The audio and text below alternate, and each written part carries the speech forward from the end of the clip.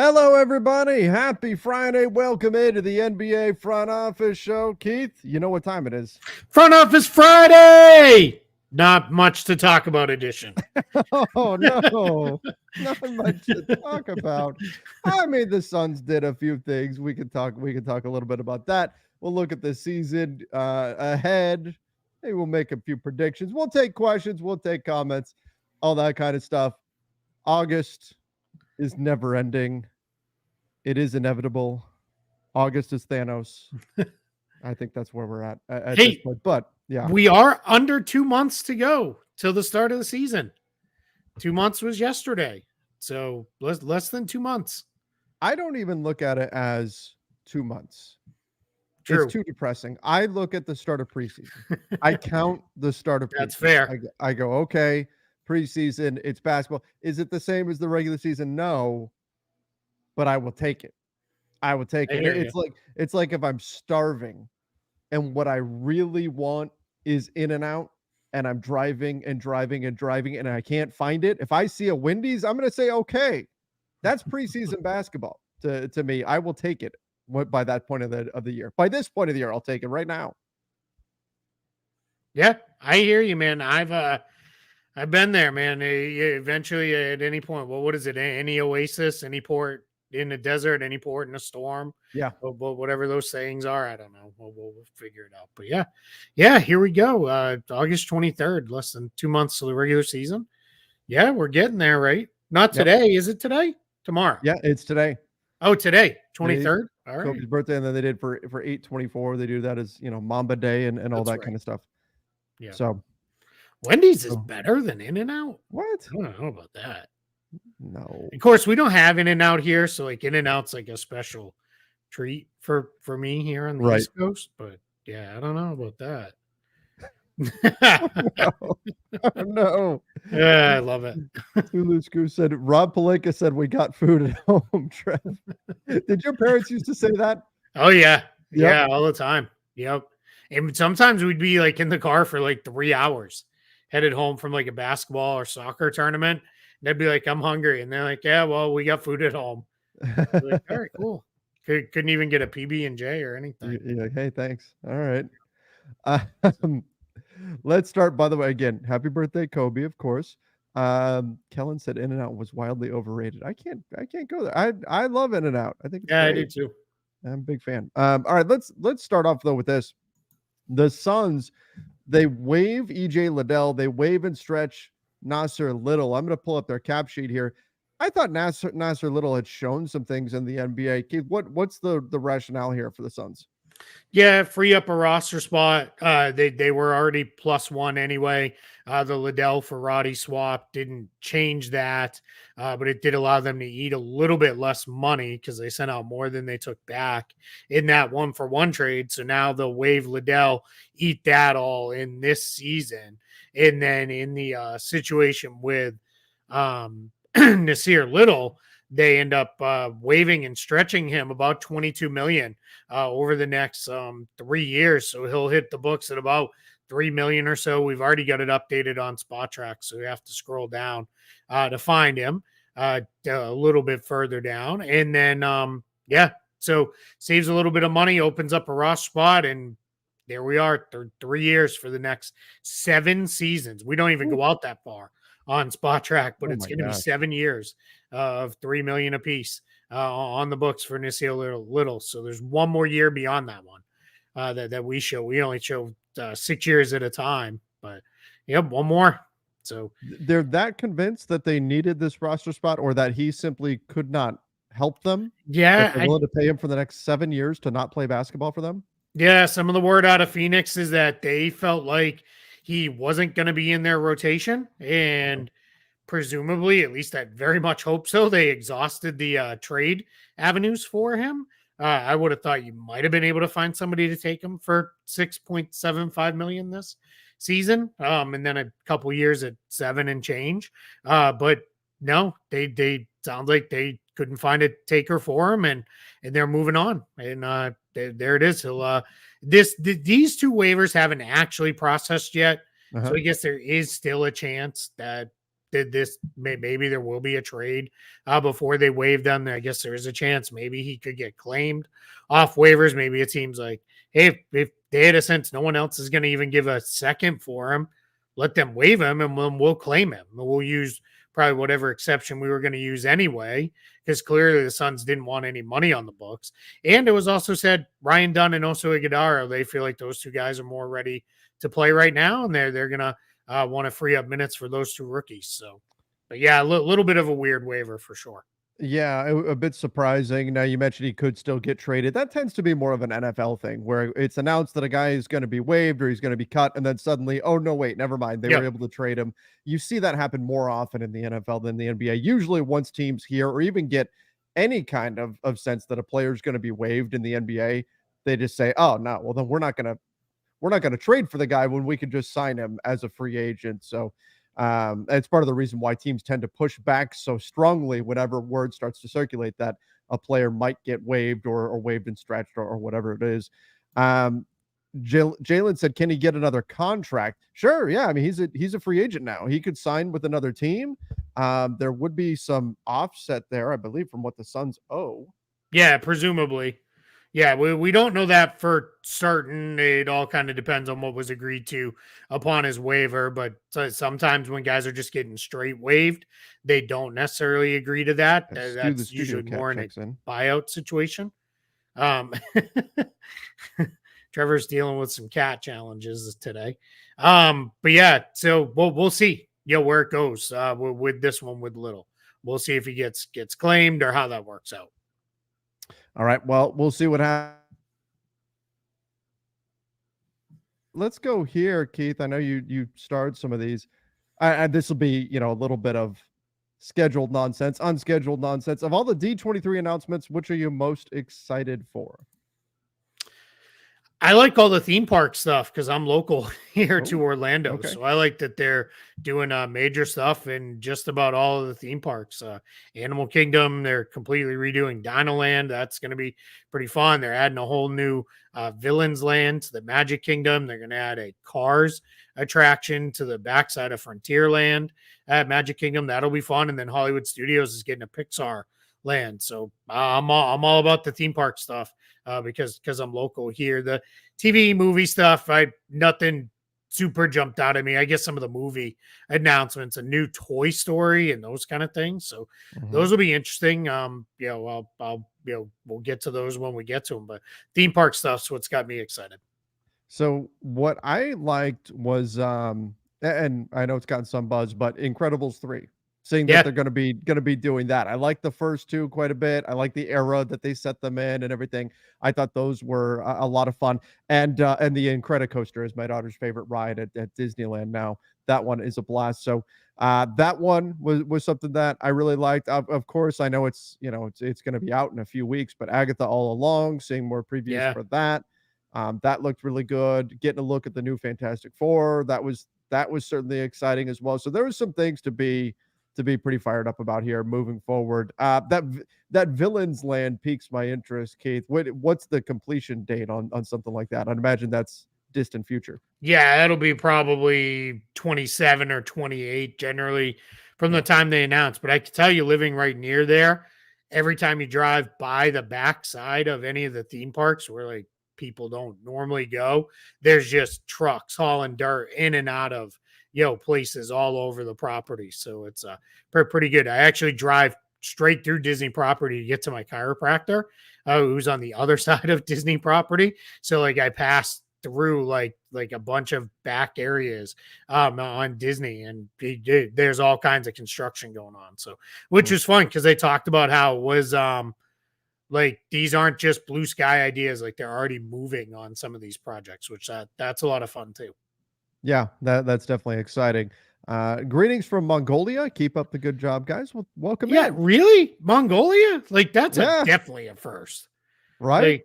Like, check back in and let us know if you're messing around. If you're messing around, good job getting on the show. But man, that's definitely a first.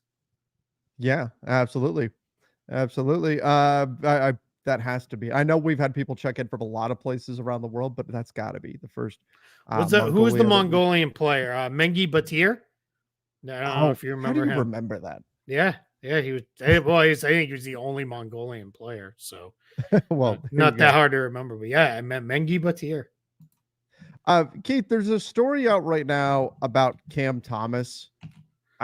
He's working on his all around game and not just the scoring and all of that. And that's, I mean, that's what he should be doing.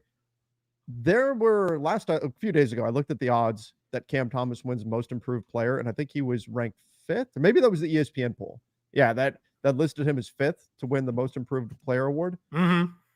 I think that may need to be higher. I he is going to get all the shots, that he could possibly want are going to be available for him this year with the Brooklyn Nets. He's going to score all the points. This is like taking Mikal Bridges off of the Nets, going the direction the Nets are going right now. This is going to unleash Cam Thomas. Like it's like taking Barney from The Simpsons onto a cruise and getting him the drink package. Like this is going to be, the guy hasn't seen a shot that he doesn't like.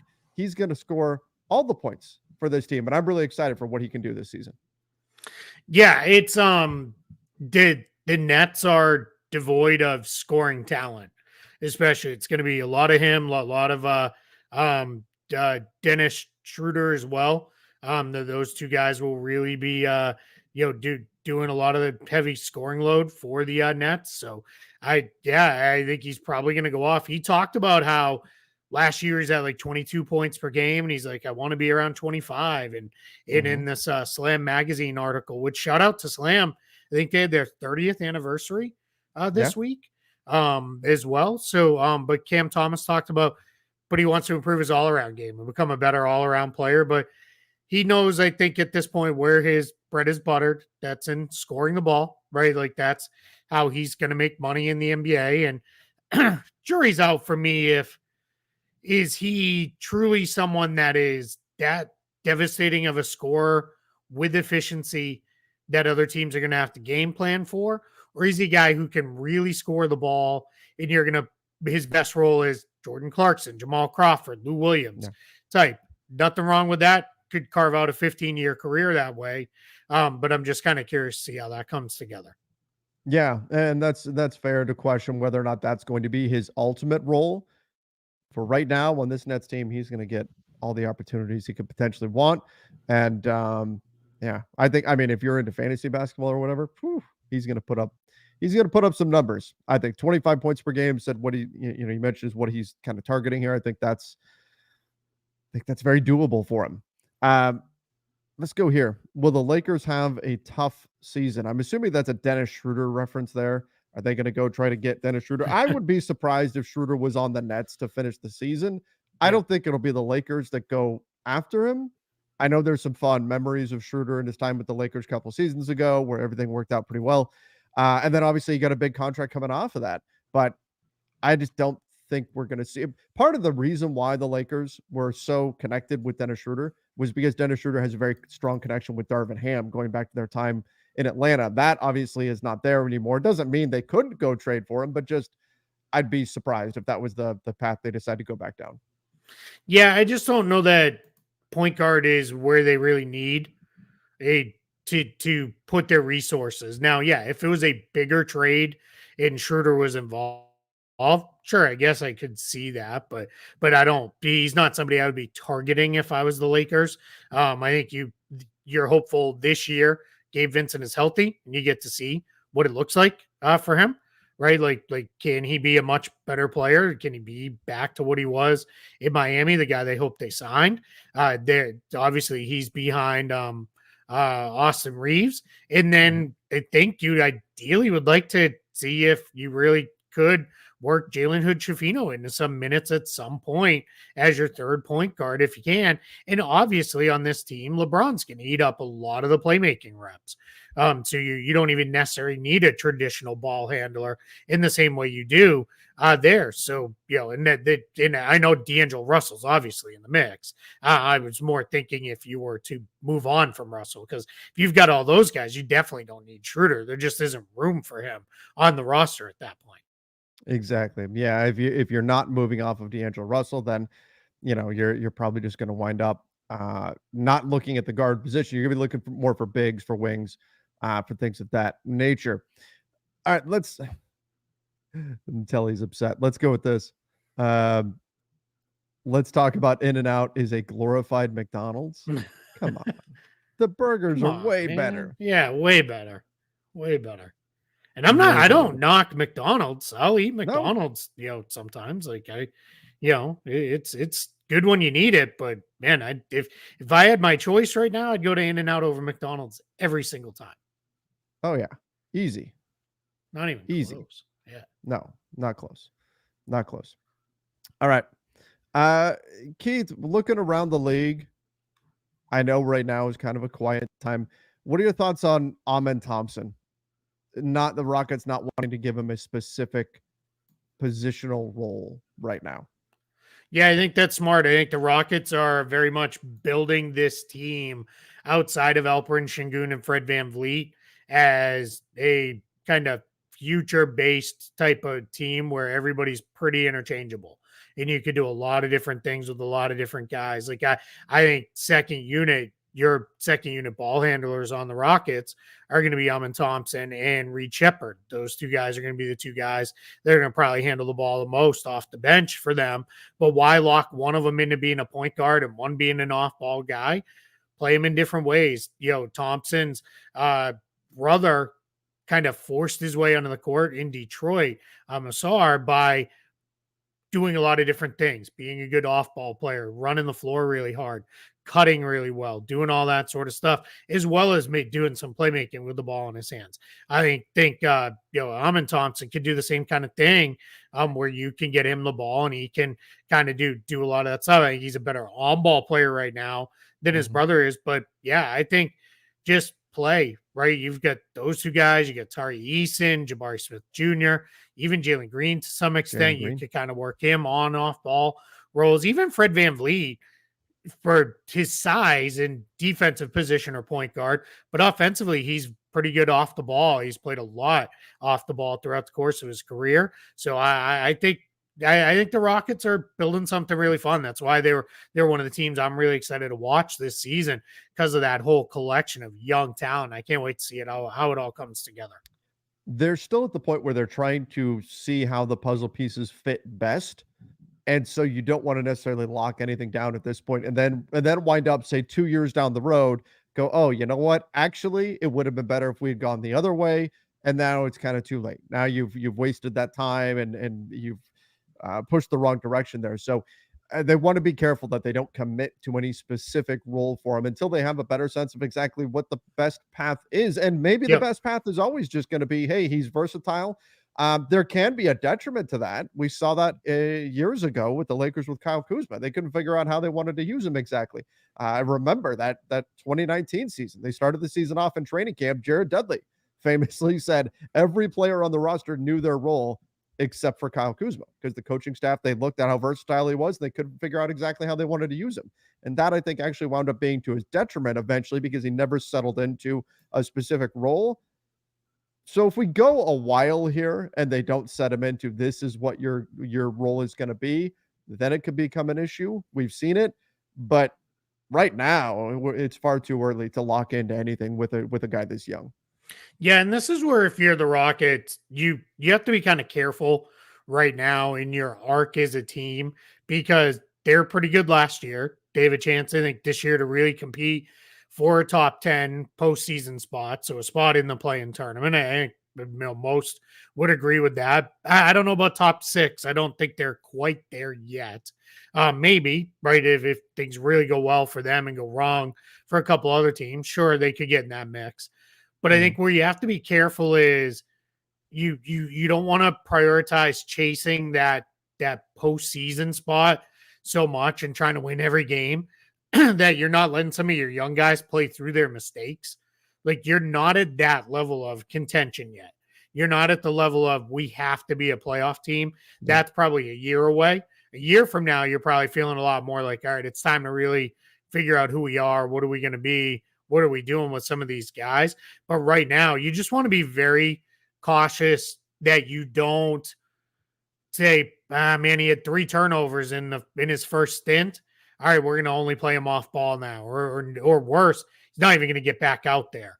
or something like that. You have to still make sure that these guys are getting minutes, but you also have enough depth of talent. You don't have to force feed them minutes either. Like Scoot Henderson in Portland, I think you got to kind of force feed him minutes now. Let him play through his mistakes fully because who cares? If he turns it over 7 or 8 times, it doesn't matter. You're probably losing the game anyway. So let him learn and play through those mistakes and figure it out. That's where you got to be really, really careful that you're not, pushing in too early with trying to win games. You don't want to try to skip steps here or Yep. anything like that. That's how you can short circuit a rebuild very, very quickly, is if you try to fly too high too fast. So Yep. that's the question here for the Rockets. I think you just let the thing play out. We'll see what happens. If they happen to, who knows, maybe they wind up being really good and they're like a 4 seed at the trade deadline and they make a move to go add some firepower and off they go. They could also be just outside the play-in and looking in, and they're still building. Regardless of what the result is, though, they need to be overall pretty patient and just let it come to them, because I do think they're on the right path right now. And you just got to be careful you don't do anything to accidentally derail that by trying to push ahead faster than you should. Right. And we heard the Kevin Durant stuff at the beginning of the offseason. That's right. That maybe they're interested in Kevin Durant. Well, maybe, let's say the Suns get off to a really terrible start and the Rockets are ahead of them.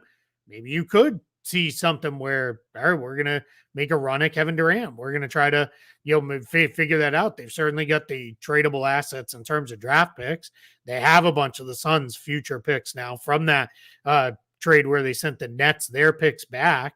And then they've also got young talent that they could send the Suns' way. And they've got a couple big enough contracts where they're not in a position where they are constrained by either of the aprons, the Rockets side, so they could pile contracts up to get to enough to match salary in a trade for KD and bring him in. I'm not saying that's necessarily where you have to go, but let's kind of see where they kind of want to just see where you're at, right? Like let's see where our season is going.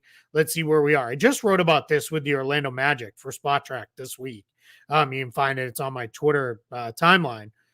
It's one of the front offices sometimes make really big mistakes with their teams, because what they'll either do is they go too early before the team's really ready. They push in and make the all-in move, and then you weren't really ready and you never quite get there. Or they wait too long and it's, well, we just want to build with our guys. And the next thing you know, the team is really expensive and now you can't add that outside talent. And now all of a sudden you're kind of just, you're stuck. And again, you never quite got that piece to push over the top. So if you want to read more about that, you've been the case of the Magic, go check that out over at Spot Track, or you find the link on my timeline. It's not just about finding the right moves. It's about the right timing for those moves as well. That's important. Brad said Matt Ryan gone from the Pels. Did I miss something? Yeah, it kind of sounds like it. Yeah. What's going on there? With Javonte Green in the fold, they're at 15 total contracts. Right now, I've got them with Javonte Green. Let's see here. They are about 3.7 million over the luxury tax line. So you take out Matt Ryan at about 2.1 million. Now you're one more move away from getting out of the luxury tax entirely. So that's kind of where we're at right now with this one. So we'll see. The Pelicans are one of the teams that has never paid the luxury tax. So our going in assumption is that they're not going to pay the luxury tax. So if they're not going to pay the luxury tax, you got to get yourself in position to dodge it. And one of the assumptions here is that they'll waive Matt Ryan before his contract becomes guaranteed. That makes sense. It's a non-guaranteed deal right now, so you could turn that into a zero. That almost $2.2 million. You can turn that into a zero on your books. Then you're $1 million or so off of being below the luxury tax. You make a move before the trade deadline, and there you go. And we have to remember too, people will look at this and say, oh, well, they just want to save $3 million. No. It's not just a difference of $3 million. It's the $3 million that you'd be above the tax, whatever you'd have to pay on that as well, which only $3 million above, it's not going to crush you. But also, if you're below the tax, you're going to get that tax dispersal. The other teams that are paying the tax, you're going to get your share of that pot when all the tax paying teams are kicking in and they're paying those fees. Those all get distributed out to the non-tax paying club. So not only are you saving yourself the $3 million, but you're also getting a big check from all the teams that are paying taxes. So that's why there's real financial incentive to find ways to drop below if you're right there at that line anyway. No, yeah, absolutely. Yeah, that's it. Yeah. And when you are not a contender, and Pelicans are in that next tier down or tier down from that, even as far as being true title contenders, if you can avoid the tax, you really should. There's really no reason to pay the tax. Where I get frustrated is when a team is a contender and then they're making tax avoidance moves. If you have an easy one, like, oh, trade this guy on a minimum because we're only $1 million away, all right, then I get it, right? That makes sense. But if you're in a position where let's start dumping salary for useful guys, even if they're depth players, yeah, that part I hate that, because it's like, what the goal is to win, right? So what are we doing? Mm-hmm. Like, the goal is not to always maximize money. I mean, I guess in my opinion, the goal is to win. Maybe if I own the team, I'd feel differently. Maybe then that million, tens of millions of dollar check from the league would hit different. That's right. Yeah. If it was your money, it'd be, maybe a different story. But I'm with you. I think in general, it's not a move you should make if you're really contending. But again, I mean, it's a big swing in terms of money. Let's get to this one. Why can't players get deferred money like baseball? Get paid deferred by what, like the Bobby Bonilla type thing, or like Shohei Ohtani or something like that? I mean, I don't think the NBA. I think the NBA looks at the NFL and they think parity wise, that's something that they want. I mean, certainly the players don't want an NFL style system financially, but I don't think the NBA, I don't think teams look at the MLB system and say, that's what we want to emulate. I don't think they're going to be going down that kind of a path anytime soon.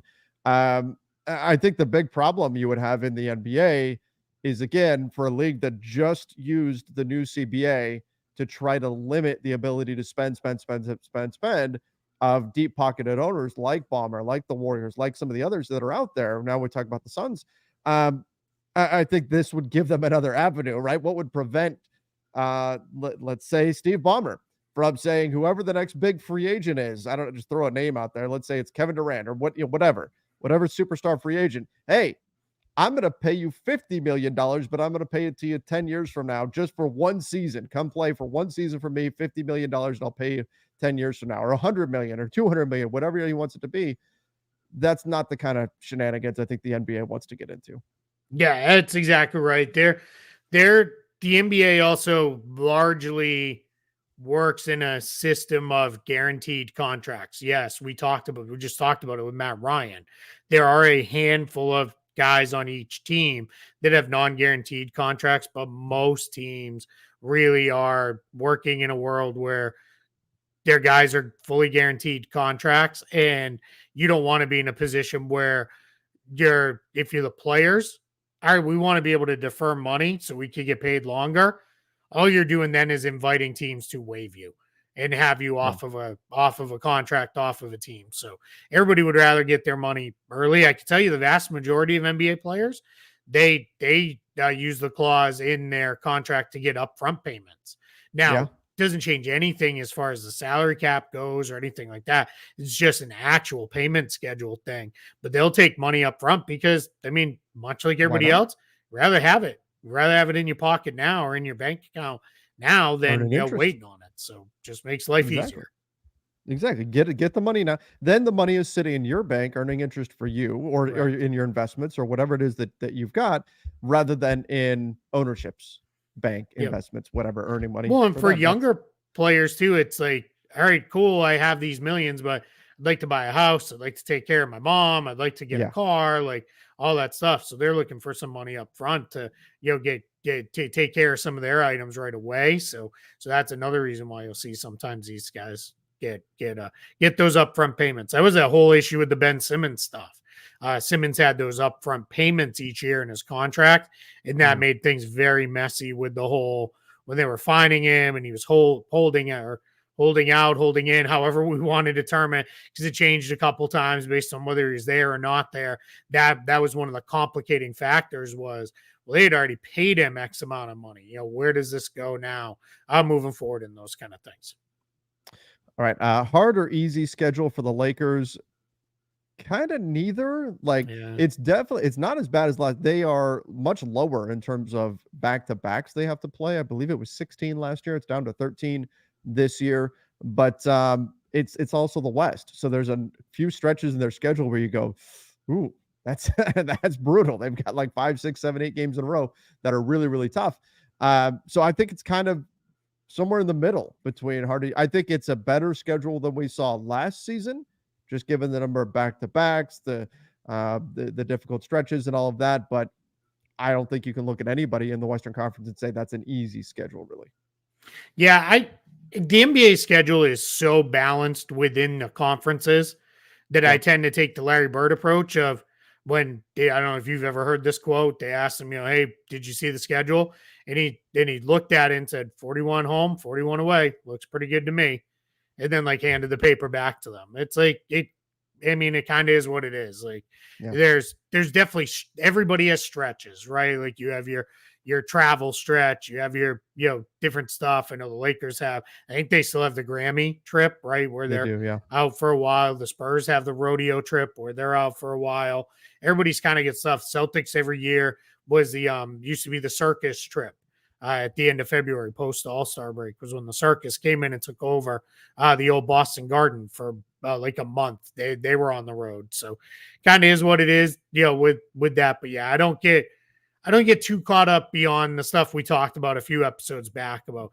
I look for back-to-backs. I look for where the travel. What does that look like? You're traveling early, you're traveling late, those kind of things. But schedule is generally pretty balanced. Let's go here. Spoke to Trev last about DeAndre Hunter to the Lakers for Rui and Gabe. Think he fits the system better. Does that hard cap them at the first apron? It would, yes, because you're sending out two players. I guess, and bring them back. That would be second. So there'll be a second apron cap because you can't aggregate players past the second apron. Let me see. He makes 21.7.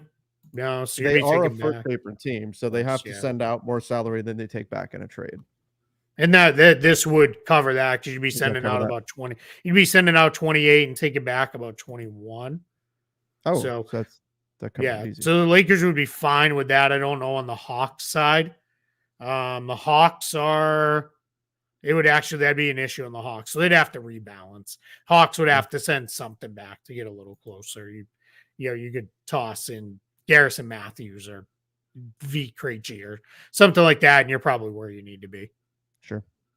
I don't know how willing to move on from send him back to the Lakers, I guess, DeAndre Hunter, whether or not they would be willing to do that or not. It's something to look at in general, Keith. We've talked about this a lot with Lakers Nation, but the Lakers kind of need to take Rui Hachimura and Jared Vanderbilt and turn them into one player that can do both things. You just need to like Frankenstein them together. So you got one guy who can play offense, one guy who can play defense. You need somebody who can do both. Maybe DeAndre Hunter fits that bill, but I don't think they're going to do anything till midway through the season at the earliest, probably closer to the trade deadline now, just because it's happened, but it's relatively rare to see trades happen this time of year. Yeah, we got a little spoiled last year because we had the Damian Lillard trade, the Drew Holiday trade, and then we had the Harden trade in the first few days of the season. But those are, like you said, those are pretty uncommon. We don't generally get that kind of stuff. This is an interesting question. Why do players need agents in all of the sports? There are a few players that go without agents, but that is mostly a rarity. Right. They're the experts in the contracts. They're the ones who know what the rules are. Generally, at least they should know what the rules are. And if you're a player and a team says, "Hey, we can't actually offer you $30 million a year because you're the bird rights we have on you say we can only offer you 20," are you going to know that if you're a player? Probably not, right? You're probably not an expert in the salary cap. So you're paying somebody for that expertise, and they're doing it while you're working on your game, or you're playing in games, or you're traveling with the team, or whatever. They're the ones who are negotiating with the team on your behalf. And beyond that, they handle all sorts of other stuff. Now right. It's not uncommon now for high level athletes to have a like sports agent, then an endorsement agent, and all that stuff. But for a lot of the guys, it's one agent handles kind of everything for them, and they may work with somebody else if it's like, all right, they're going to do a commercial for this or whatever. But yeah, as they get higher and higher and higher profile, yeah, you need somebody who's kind of doing all that extra stuff for you, so you're not doing it. But yeah, like you said, every once in a while, somebody goes kind of without one, and it's a little different in the NBA for some guys, especially if like like I'm a for sure max guy. Like, all right, why do I need an agent? Like if I'm definitely getting a max deal, like I don't need you to. There's nothing to negotiate. I've heard people even say first round rookie scale guys. Why do they even need an agent? But what you need the agent for is ahead of the draft. They're the ones the teams are like, hey, we want to get them in for a workout, or they're like, can you not work them out? Like, or can we do a workout for you? But can we do it in Texas, even though you're a California team, because we're trying to keep it on the lowdown or whatever it is, and all that works through the agent. So they definitely play play a role in that. And the agents can get them set up with the right trainers and the in between time and all that sort of stuff. There's a lot more. A lot of people just think, oh, the agent just negotiates the contract, and the agent is the one that tells the team when they want to trade, right? Like those are the main things that we hear agents involved with. But there's a lot of other stuff that they do as far as why we have why they have agents and all of that. Not a bad point here by a YouTube user. Shouldn't we all be experts on our own health? Why go to a doctor? Right? Like, there you go. So yeah, there it is. How and why is info leaked to Woj and Shams? Oh, it's good question. To one, it's really the reality is it's how the game is played. It's so that teams are putting it out there so that it is, hey, we're getting this guy, right? That's part of it is you want to be out in front of it. Sometimes it's so other players know that player's coming to you. Sometimes it's just, hey, we're doing it because what you're trading info with them is, hey, we'll tell you who we're signing and what we're signing them for. Tell us what Team X is doing. What are they interested in? Who are they looking at? Or, hey, we're interested in this guy. Who else are you hearing is trying to sign him to? So it's just an information trade game. It's I always say it's for us, it's the most important thing in the world with what we do, but it's no different than Wall Street or, politics or anything like that. It's all information bartering.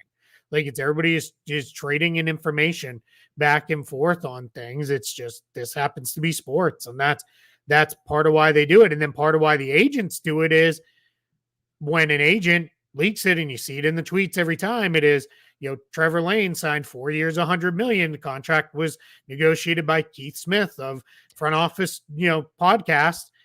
You get that, like, now people are like, man, that guy got him a pretty good deal. And players see that stuff. And if you see the same name an agency mentioned 7, 8, 9 times, and it's like, man, they're always getting their guys really good deals.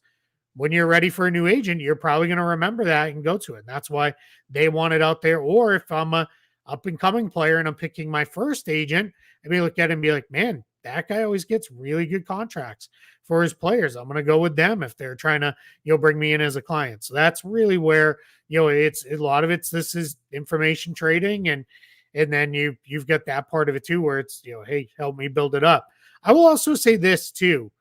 People say all the time, like, I don't care about all this. Just tell me when they actually sign. Yeah. You don't mean that. Like because otherwise then you just wait. You're going to wait on a press conference. And you have no idea how these deals came together or where teams still have salary cap or anything like that.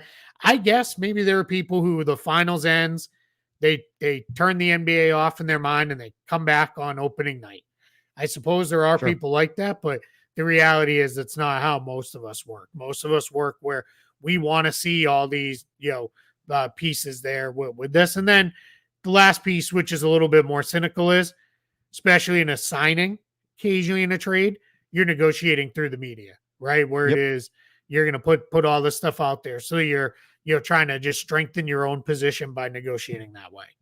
Oh yeah, I mean, we'll hear stuff, oh, well, this I just want to get it out there that my guy is doing this, or there's interest from this team, or something like that. That kind of stuff is out there as well. So, but yeah, the people who say just tell me when something actually happens, those are people that are just frustrated.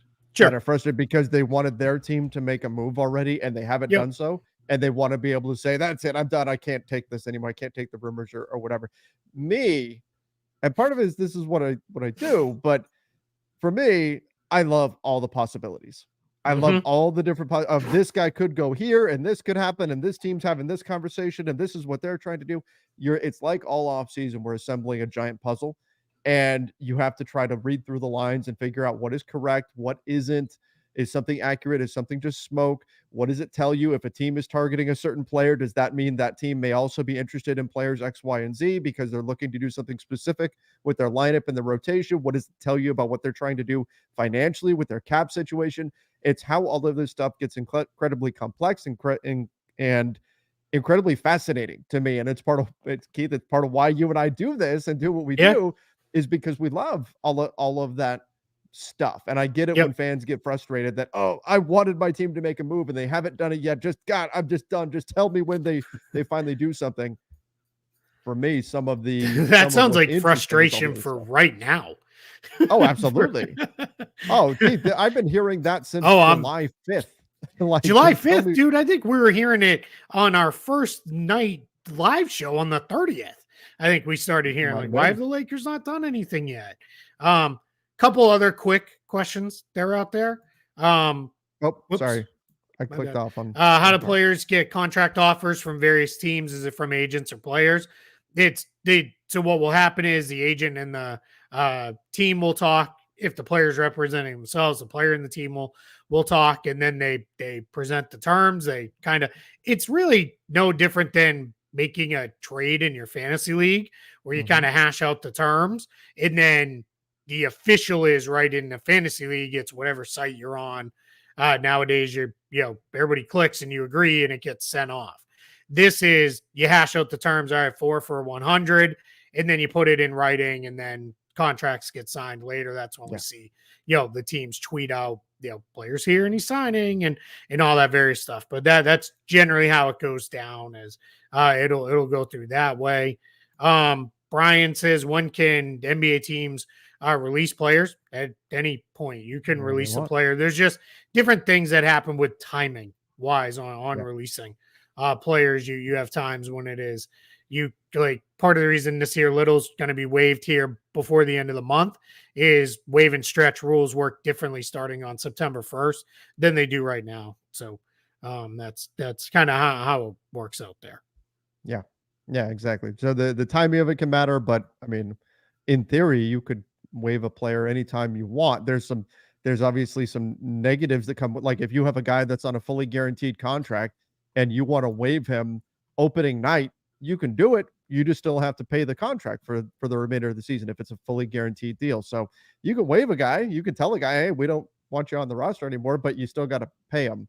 That's the challenge. I know people look at the NFL where players get cut or players get waived and there's much less guaranteed money. NBA doesn't quite operate like that. It's not, I wouldn't say rare, but it's less common to have guys on non-guaranteed deals, or at least fully non-guaranteed deals where you can just say, oh, well, sorry, you're cut and see you later. Yeah, completely. With that, I mean, every sport has.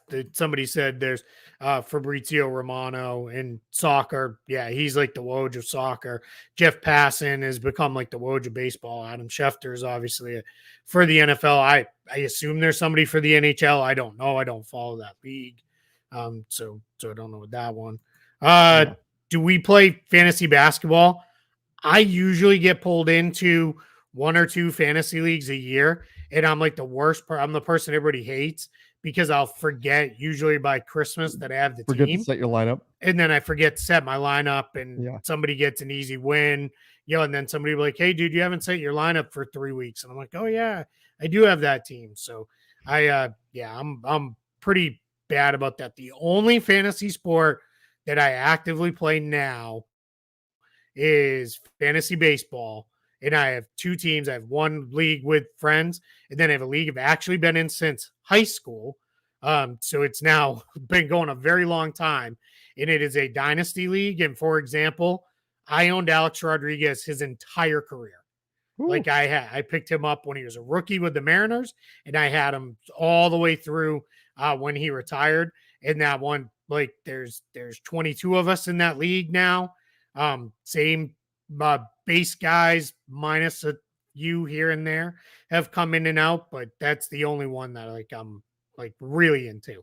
And that one is nice because you set your lineup at the beginning of the week, and it's you set it and forget it. Like once you set your lineup for the week, you can't change it. So That's the way mine is as yeah. well. I'm in the championship matchup in my fantasy baseball league right now. I'm hoping to make a comeback. I'm losing right now. It's not good. But I do one fantasy baseball league. I've got a bunch of fantasy football leagues. I played fantasy basketball for decades. I didn't play. I think last season was the first season that I didn't play in a league. It just the season crept up on me, and I'm like, oh, I never got a fantasy league set up. Maybe I'll do one this coming season. But I do have a bunch of football teams because all of my friends all play fantasy football. So we wind up all in these leagues together and all of that. So that's for me for fantasy sports. But fantasy sports was actually where I initially started, was writing fantasy basketball. I wrote pro wrestling for a while too, but fantasy basketball was like the first basketball related thing that I wrote about that I did. Nice. I did it for NBA.com way back in the day. Right, I remember writing a piece about why Gilbert Arenas was a top 5 pick. So that's how My long it was. cap sheet. So you've seen my personal cap sheets, the giant Excel sheet that I keep. That actually grew out of I could not find a one source of reliable depth charts for Oh, fantasy basketball. And I was like, I'm going to build out my own depth charts. And then it just kind of took on its life of its own from there. So that's what yeah. I used to do back in the day, especially when I was just teaching and I had the summer like totally off. I wasn't doing Oh, anything yeah. over the summer. I would build out my projections for like the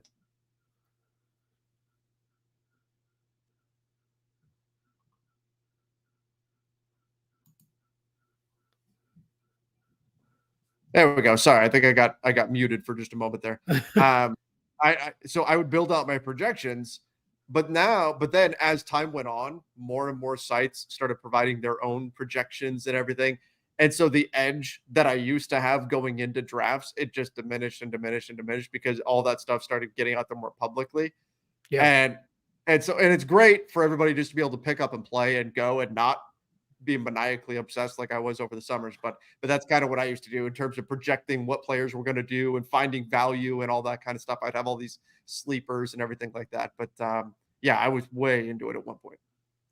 Yeah, that's how I used to be with fantasy football. I used to play, it got to a point where I was actually doing well enough. I was playing in like national fantasy football contests for Ooh. large sums of money and doing fairly well year over year. But that was like when it was like if you really devoted yourself to a lot of this stuff and diving in deep. And then as I got into covering the NBA and all those sorts of things, it ended up being in a spot where it's like, all right, I can't do this, and fantasy football and all this other stuff. It got to be too much. And I ended up one year, I just quit fantasy football completely cold turkey. I ended every league I was in, and dropped out of all of them all in one year and said, I'm out because I knew if I even did one, it was going to be like I was going to be pulled in there. So yeah, I was out there. There were a couple other questions, but we'll get to them. Next week probably we're gonna have some stuff to go through here. Looks like I know I had a couple internet hiccups there. Looks like you're having I've challenges had a at the few here moment. too. So Yeah, I'm having a few issues here and there. So we'll hop out of here, but I do appreciate all of you guys for joining us. I hope you have a fantastic weekend. Don't forget to subscribe to the channel. Go check out the basketball bulletin as well. Till next time, everybody. See ya and stay safe.